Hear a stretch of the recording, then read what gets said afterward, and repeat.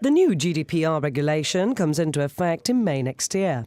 This will apply not only to digital organisations, but to any companies managing or handling personal data. Businesses will need to review their current data protection practices and decide on the level of investment needed, with non-compliance resulting in hefty fines. The message today has been that it has to be a journey. There isn't a sort of one-stop shop tick box exercise where at the end of it you become compliant. It's about understanding your systems, understanding your organization, mapping that data, and then the DPO, the data protection officer, has a role to play. Not every organization will need one. Again, there needs to be a risk assessment to understand whether there needs to be a DPO, and the DPO will have certain obligations, certain responsibilities, and therefore it will be a key role going forward. And you need to take the first steps yourself, and it's really a journey which takes months to really become compliant. And for the bigger ones, it even may take years to really become compliant. But it's up to you, and if you're not comply, there's the possibility of the DPA to fine you if you're not compliant up to 10 million, and if there's a breach, it even might be up to 20 million, or a fine which can even be higher related to your revenue. Described as a game changer, it will apply to EU member states, replacing the 1995 directive.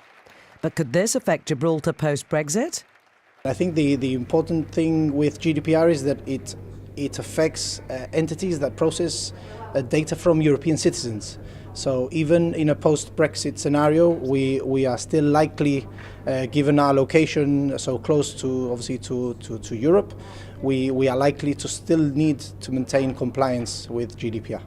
So ensuring transparency in one way, but also ensuring that your systems are cyber secure, making it as hack-proof as possible, would you say? Cybersecurity, cyber threat is something that needs to be taken very seriously and can also be intertwined with the GDPR journey.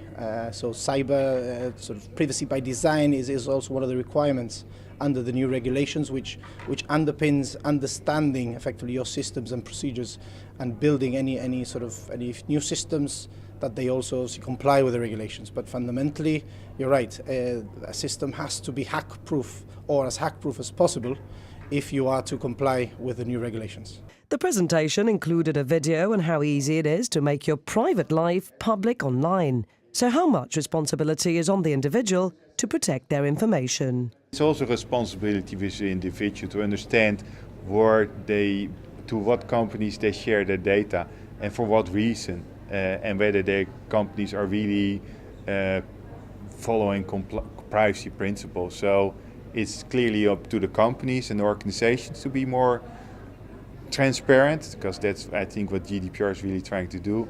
But maybe also the individuals should think a bit more about sharing data and just not click yes, yes, yes, fine, okay, I just want to use this service. Questioning the readiness of organisations, those in attendance are sure to have a better understanding of the challenges and requirements of the GDPR introduction.